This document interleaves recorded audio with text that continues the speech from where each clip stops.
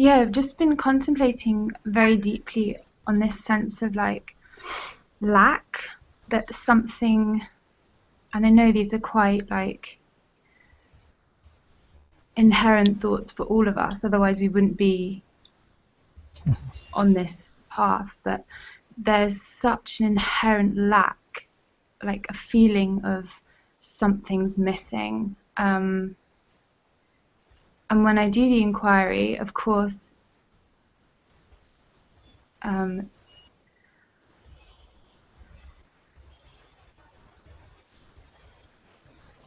there's just this resting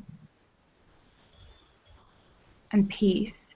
But as soon as I'm in like my daily activities, this just sense of like, I'm not enough, I'm not good enough, and it's like the thoughts come and they're seen and they're not believed, but yet the body is just reacting in such an extreme way as if they are true, to the point where I just feel like all I can do is lay down and just like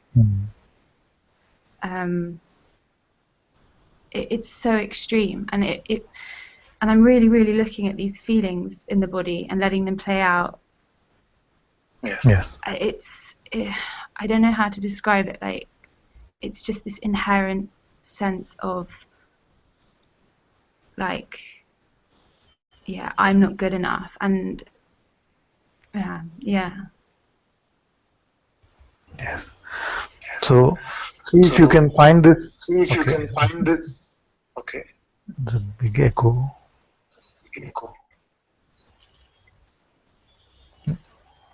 Yes. So see if you can find this sense of lack now. The feeling of being unworthy or not enough. And also see if you can not just give your attention to this sense of lack, but also to that space in which this sense is appearing. Does the question make sense?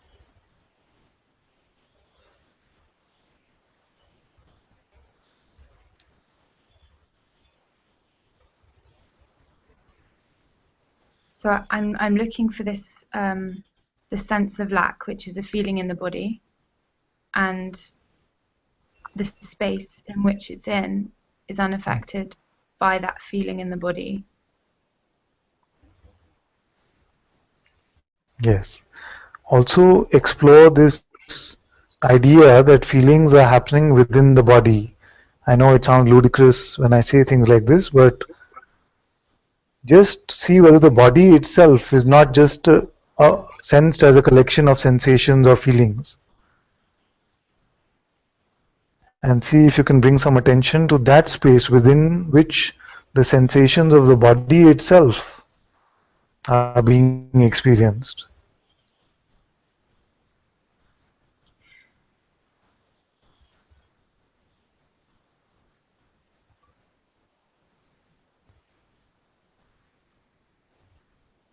Yeah, I mean,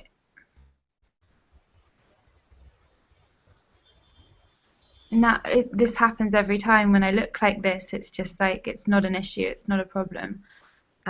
It's all just flowing through. But in daily life, when there is not this space to sit for hours and contemplate, it's like it just grabs me, like when I'm driving or something, just this complete energy of just darkness pulls. And there's no space to sit. I mean, right now all I want to do is sit in meditation, lie down, and just completely disappear into this space of just peace. But there's life to be lived. But right now there is just this feeling of just wanting to just completely disappear, and that I feel like this personal energy that's here is gotten down to the core of itself, and it's realized it doesn't exist, and now all of the darkest, deepest thoughts and energies are coming up to play, and I feel like the identity, is actually, I do feel like I'm dying, like really dying, and it's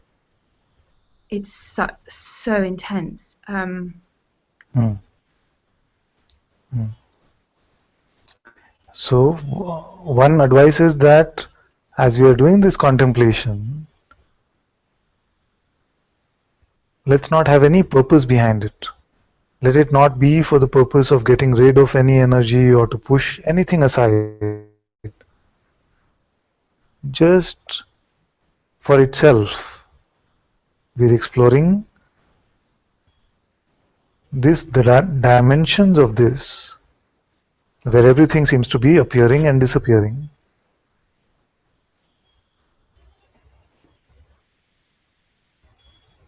Don't worry about the future or what happened in the past.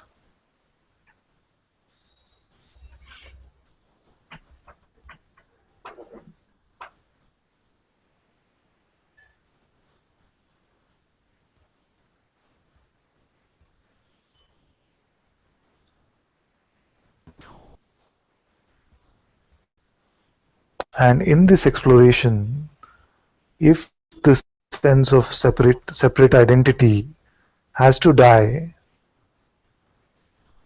or has to weaken, or has to become stronger, whatever has to happen to it, don't be concerned by it.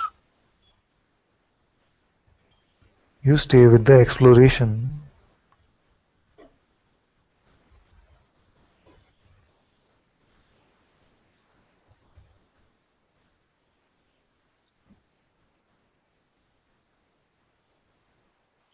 Father, here nothing is wrong. Here everything is, there's absolutely, Okay. Yes. Now the mind will offer you something and it will say that it is possible for you to leave here when you are engaged in day-to-day life. You see? Explore that possibility from here, that can actually happen. Can you actually leave this space of here? no. Appear within this here-ness, isn't it? Even the life that has to be lived is only appearing within this space of being, this space of here-ness.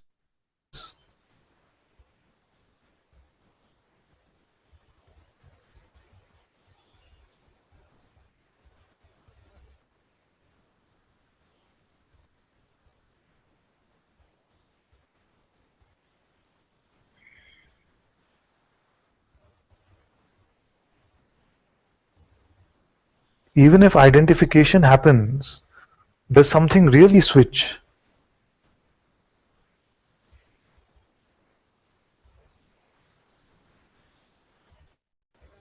No, not in reality, but the attention will go to those extreme Yes, and emotions and the pain in the body and the yeah, thoughts. yeah, yes. Now, the way that these emotions and these thoughts get stronger and stronger, get more and more energized, is when we have the sense that they should not be, or they should now not come, or even the idea that I should not identify with them actually energizes them. You see, is it possible, just checking from the here and now, not predicting about the future, but is it possible for to let everything just be without even labeling anything as dark or bright?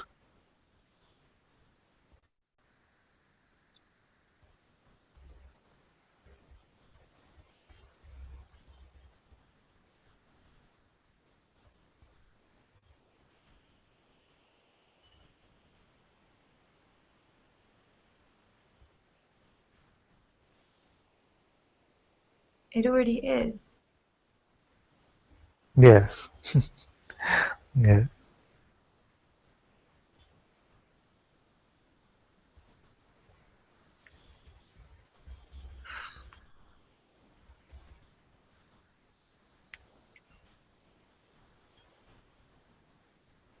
So this sense that the difference in state or states should not happen when I'm in satsang versus outside, when I'm meditating or inquiring or in the presence of the master, or when I'm in my day-to-day life, if he had no idea about how it must go and what must appear or not,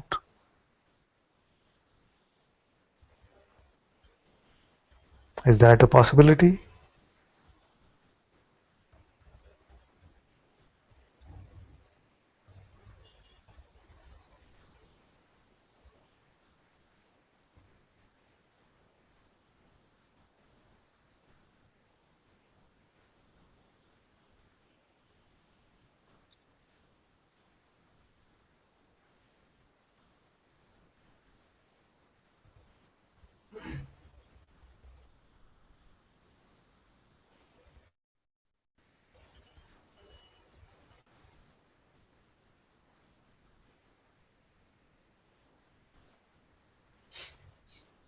It is, but it's not happening like that. Yes. Yes. Then that's okay. What is happening is happening. It's fine. You see, our job in this role right now is I'm supposed to give some advice.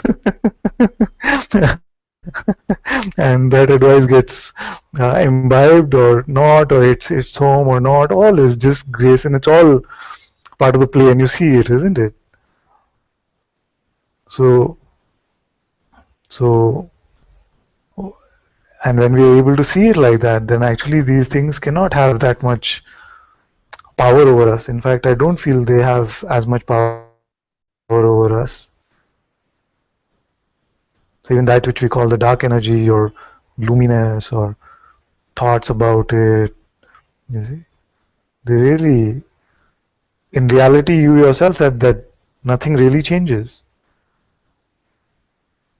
But this play of it seeming like something changes, the play of identification or not, that has to be wiped out according to your own grace, according to the grace of consciousness. It will dissolve ultimately. Till then, I will keep sharing these things with you, uh, and and we'll play this game as long as it has to go on. But even the seeming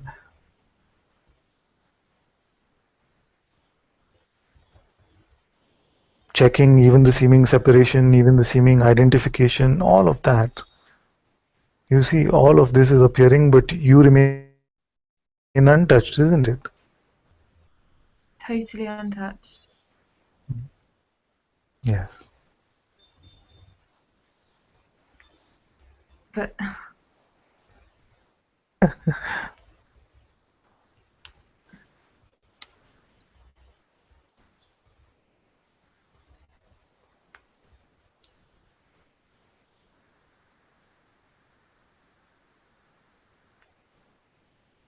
so much attention is Yes. going to this Yeah. sensation of just like, ooh. Like that, I don't even know the word for it, but it's just like, oh, just like this.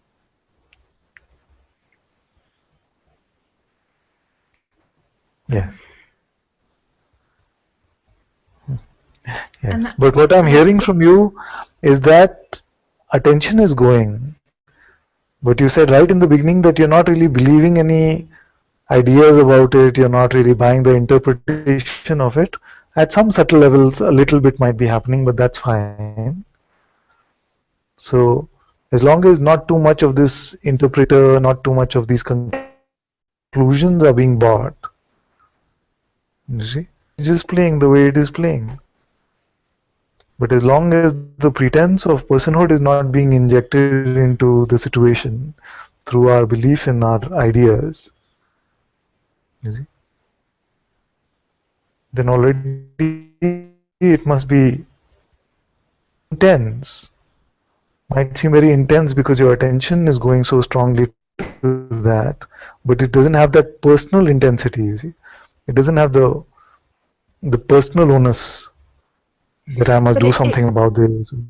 Yes. it does at the time though, because the attention is so strong, and this is what's so like the 1-2 punch, so like I don't like frustrating, upsetting, annoying, is that I know that these thoughts that are appearing on the conveyor belt, I know that these thoughts have no basis, have no truth to them. Mm, mm. The body is reacting as if they are true. Now I know that they're not, yet there is this whole kind of bodily reaction happening. And then the 1-2 punches, you know this isn't true. Why are you reacting like this? And then the identity is formed in that.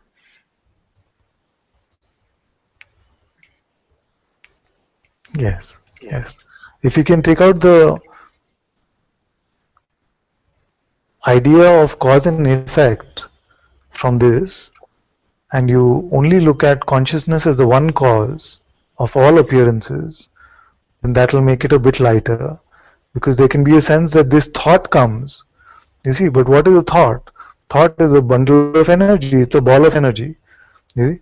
And then there can be the sense that this thought creates some sensation in the body, something happens, you see, intensity, something. But that is energy. It's like two waves on the same ocean. But the mind tries to make a story out of it saying, okay, because this wave came and then this wave came. And usually it'll try to find some patterns and play together where these energetic movements usually flow together, and it'll try to say it is because of this thought that this is happening to the body. But actually all of this is has one cause, which is consciousness. The thought coming, the body reacting, and the second punch is also consciousness. So everything is just energetic patterns appearing on the screen of consciousness itself, having only one cause, which is the light of consciousness itself. You see? So if we stop giving them so much credit and so much strength that, oh, thought is doing this, and this is what's happening because of the thought. It's not. It's just all energy. The source of energy is only consciousness. All is ultimately consciousness itself. You see. So thought comes, then the energetic reaction comes in the body, then another thought comes. All of this is just the energetic play of consciousness. Then we will remove this causality from it. You see, that this causes this, and is there a way for me to break the pattern? If you just stop giving thoughts any credit at all, that itself is a very good way to break the pattern. Yeah. When it gets so strong, sorry, there's an echo. I can pause. I can mute. Um, when this thought and bodily reaction, when it becomes so strong, and I do have to literally lie down or sit down because there's no way to function with it, and there's an inquiry happening, or there's just a complete seeing that there's this belief in the mind, and it all it just disappears, like just completely disappears, and there's this like deep sleep state. I don't know what I mean. It's just like being in deep sleep completely, and there's nothing wrong. There's absolutely nothing wrong at all. It's just like I want to just spend as much time there as possible.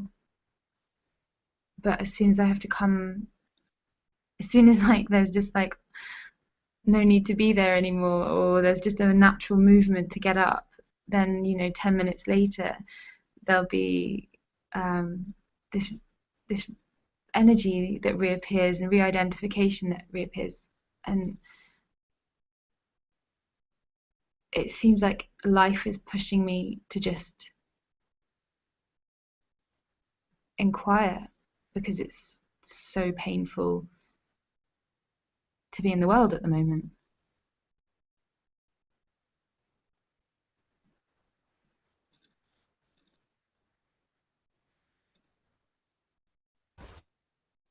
Yes. Yes, there's nothing wrong with that. As long as there's a sense of a me that can inquire, we must inquire. And many times it can seem like life pushes us into these situations. For you, it is these energetic things which are happening. For others, it could be life events, life situations.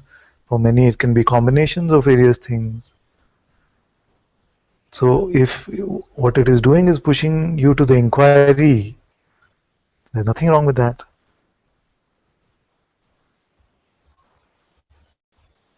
What is happening sometimes is that the instant you start the inquiry, it becomes so clear, isn't it? It becomes so clear. There is no me to inquire anymore. And yet, when you seemingly stop, then it seems like, oh, I better inquire because that is my only refuge. It can seem like that. A bit of oscillation like this is not necessarily a bad thing.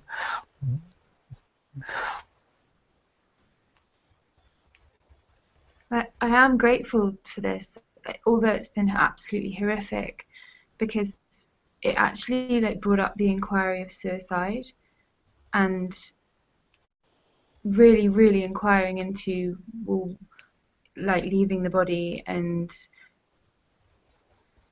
I just saw like over the weekend at the yoga festival that even like leaving this body, it would just be not even like from a here to a here, because there's literally nowhere for me to go.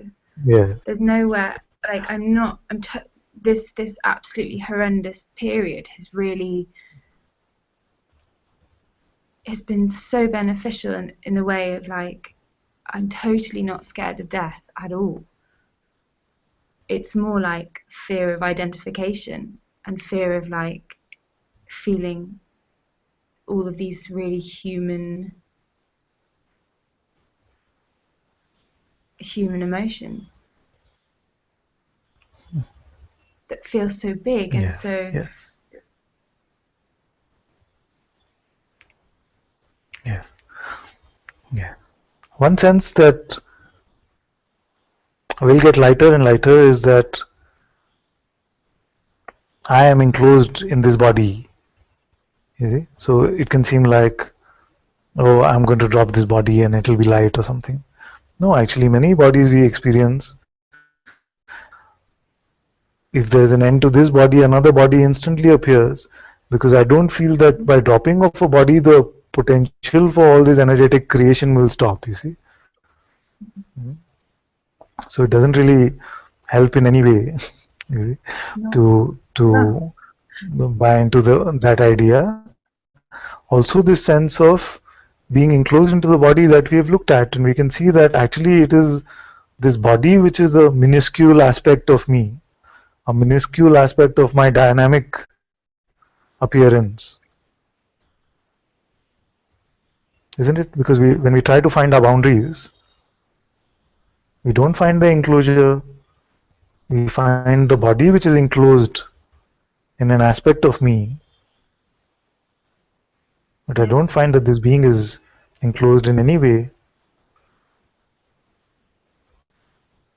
I'm looking now, and it's like the awareness that's inside the body is also totally just the same as the awareness that can Yes. sense the sea on the outside of the body. There's no Yeah. difference.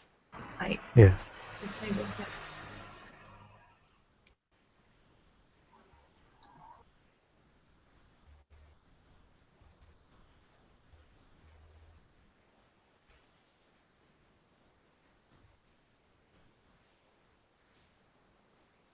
So the body usually gets the credit or blame, whatever you like to call it, for no reason, because the basic sense that consciousness is the root of all energetic movement. Once this is seen and understood, then I don't feel that you'll be giving all that credit or blame to the body. You see? It's not the body. It's not the body. It's not the body. Yes.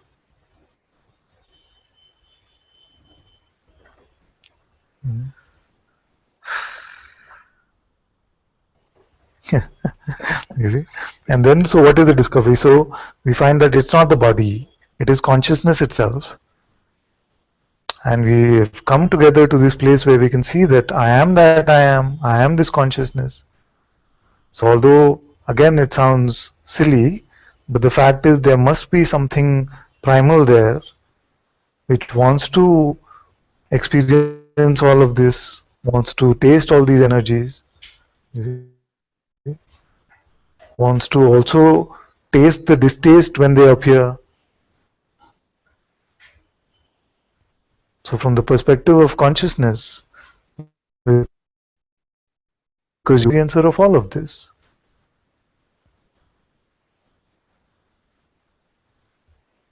And from the ultimate perspective, as awareness or as the self, none of this really ever truly happened anyway, and it's not happening anyway.